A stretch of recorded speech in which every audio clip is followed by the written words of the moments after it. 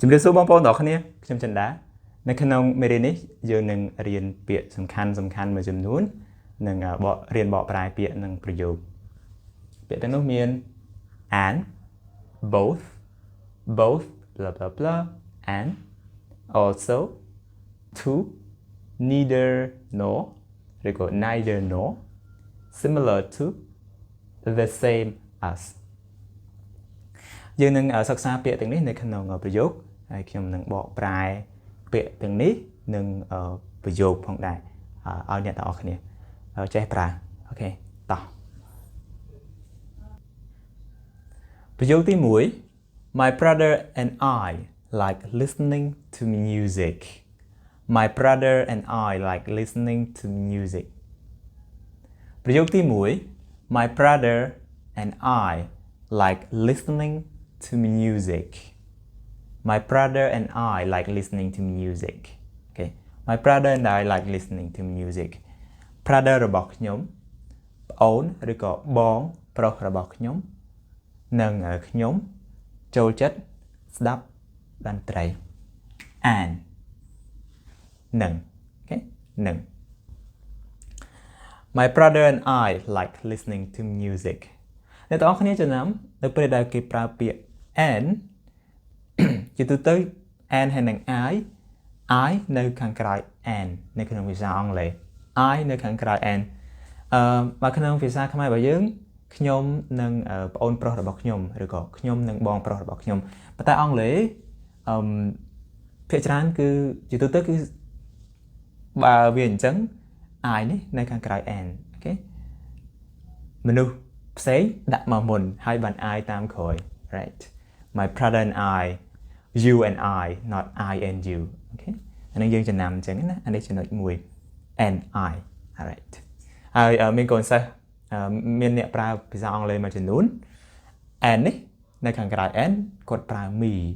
my brother and me អីចឹងមកអានេះខុសណាបើមិនជាអ្នកគ្នាប្រើ me អត់ត្រូវទេអូខេខ្ញុំអត់បញ្យល់ថាហេតុអីទេព្រោះតែយើងចំណាំទុកណាយើងអាចនិយាយថា and me បានទេបើនិយាយ and me អត់ត្រូវអរិយវាខុសអូខេ and នឹង both of her children are clever both of her children are clever both of okay both of right both of her childrenកូន right children កូនរបស់គាត់ឬក៏កូនរបស់នាងទាំងពីរនាក់គឺពូកែ okay both ទាំងពីរ right both of her children កូនទាំងពីរនាក់របស់គាត់ឬក៏កូនរបស់គាត់ទាំងពីរនាក់ right កូនរបស់នាងទាំងពីរនាក់កូនរបស់គាត់ទាំងពីរនាក់គឺពូកែ okay ពូកែ right both of ចឹងពាក្យ children ពេលខ្លះប្រើថាក្មេង right ពេលខ្លះប្រើថាក្មេងហើយពេលខ្លះប្រើថាកូន right កូនដូចនៅក្នុងប្រយោគហ្នឹងអញ្ចឹងពាក្យ children ប្រើថាកូន her children មិនមែនក្មេងរបស់គាត់ទេ her children គឺកូនរបស់គាត់ alright កូនរបស់គាត់ពាក្យ children កូនហ្នឹងគឺអត់ច្បាស់ថាកូនស្រីឬក៏កូនប្រុសទេអត់ច្បាស់ថាកូនស្រីឬក៏កូនប្រុសទេបើយើងចង់ច្បាស់ថាកូនស្រីឬក៏កូនប្រុសson កូនស្រី daughter right both my girlfriend ប្រយោគទី3 and I are into K-pop stars okay both my girlfriend and I okay both បន្តមក name okay subject and subject right name both my girlfriend and I ទាំង both ទាំងមិត្តស្រីរបស់ខ្ញុំនិងខ្ញុំអូខេបើយើងបកតាមខ្មែររបស់យើងខ្ញុំព្រមទាំងមិត្តស្រីរបស់ខ្ញុំ right ហើយយើងបកតាមភាសាខ្មែររបស់យើងឲ្យវារៀង ស្រួលស្ដាប់អូខេខ្ញុំនិងមិត្តស្រីរបស់ខ្ញុំបកពីក្រោយមកវិញតែបើយើងតាមអង់គ្លេសនេះboth my girlfriend ទាំងមិត្តស្រីរបស់ខ្ញុំនិងខ្ញុំ are into K-pop stars okay are into នេះ phrase មួយទៀតណា be into are into ប្រែថាចាប់អារម្មណ៍ទៅលើ right ចាប់អារម្មណ៍លើ right ស្មើនឹងពាក្យinterested ដែរ very interested okay ចាប់អារម្មណ៍លើ K-pop stars តារាកូរ៉េ so this is how you use both នៅខាងក្រោម both blah blah blah and blah blah blah okay and មួយទៀត okay ទៀងនឹង okay ទី4 she is rich she is also kind she is rich នាងមាន okay នាងជាអ្នកមានឬក៏នាងមាន she is rich នាងមាននេះគឺមានទ្រព្យសម្បត្តិណា she is also kind នាងក៏ចិត្តល្អផងដែរអូខេ also ដែរឬក៏ផងដែរ also right ហើយយើងប្រើអញ្ចឹងណា also she is rich she is also kind នាងមាននាងក៏ចិត្តល្អផងដែរនាងក៏ចិត្តល្អដែរ right also I'd like a cup of coffee okay I'd like a cup of coffee too okay I'd like I would like okay I'd like a cup of coffee too ខ្ញុំត្រូវការឬក៏ចង់បានខ្ញុំត្រូវការកាហ្វេមួយកែវដែរឬក៏ខ្ញុំត្រូវការកាហ្វេមួយកែវផងដែរ too នៅខាងក្រៅប្រយោគហ្នឹងថាដែរឬក៏ផងដែរ right ដែរឬក៏ផងដែរ I'd like a cup of coffee too ពាក្យ too និង also គឺដូចគ្នាប៉ុន្តែជាទូទៅពាក្យ too គឺប្រើនៅខាងក្រោយប្រយោគប្រើអញ្ចឹងណាអូខេប្រើនៅខាងក្រោយប្រយោគដល់ពេល also ប្រើដូចខាងលើនេះហើយមើលដាក់ខាងលើនេះណានៅបន្ទាប់ពីកិរិយាសព្ទ be ប្រយោគបន្ទាប់ទៀត Neither John nor Jack went to the party Neither John nor Jack went to the party Neither អ្នកនរអាចអាន neither ក៏បានដែរ neither ត្រូវដូចគ្នា Neither John nor Jack went to the party ពីរនាក់ហ្នឹងគឺអត់បានទៅ party ទាំងពីរនាក់ right Neither ទាំង John និង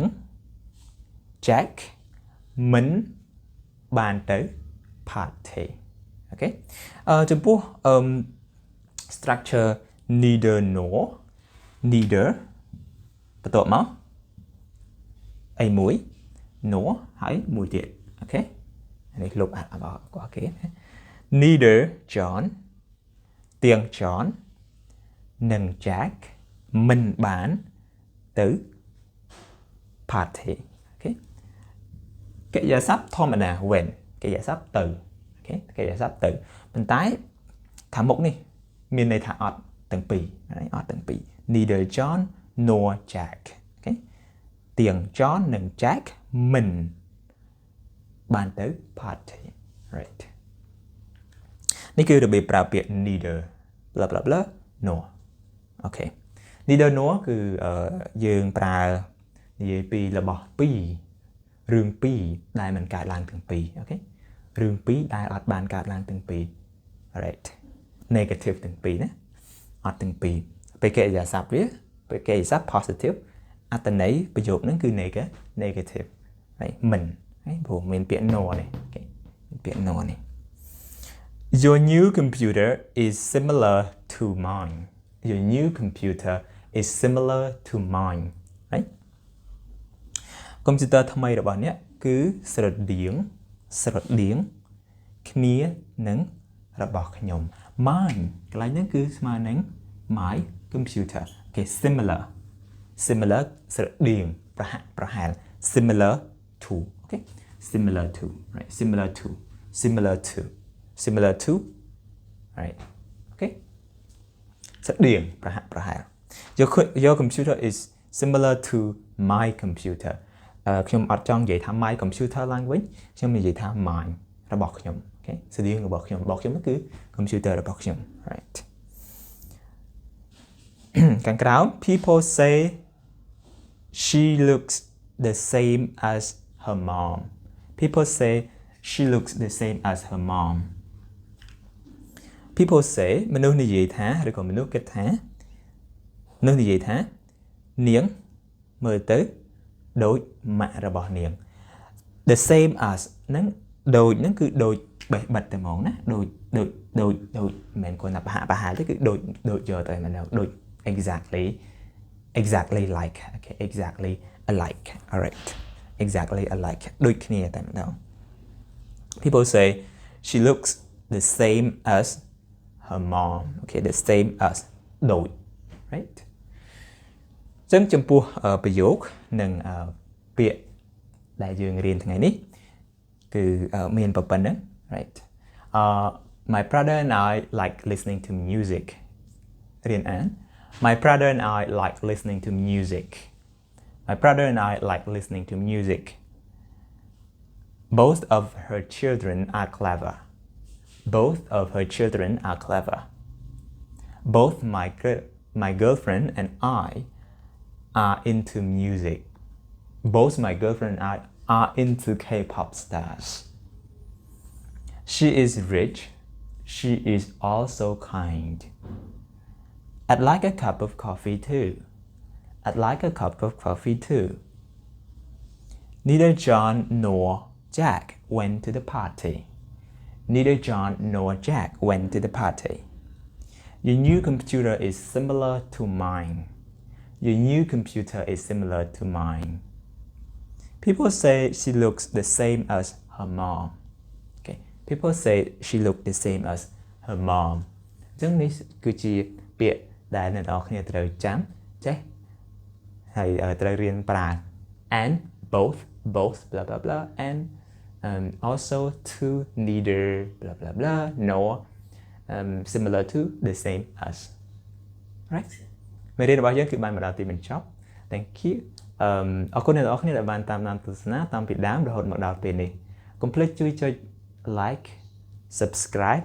និងចុចរូបកណ្ដឹងបើសិនជាមិនទាន់បាន subscribe អូខេមិនទាន់បាន subscribe ចុច subscribe តែបើ subscribe ហើយមិនបាច់ចុច subscribe ម្ដងទៀតទេវាទៅជា unsubscribe ហើយអូខេអរគុណអ្នកនរគ្នាបើសិនជាអ្នកនរគ្នាមានជាមតិយោបល់ឬក៏ជាចម្ងល់បន្ថែមសូម comment នៅក្នុង comment ខាងក្រោម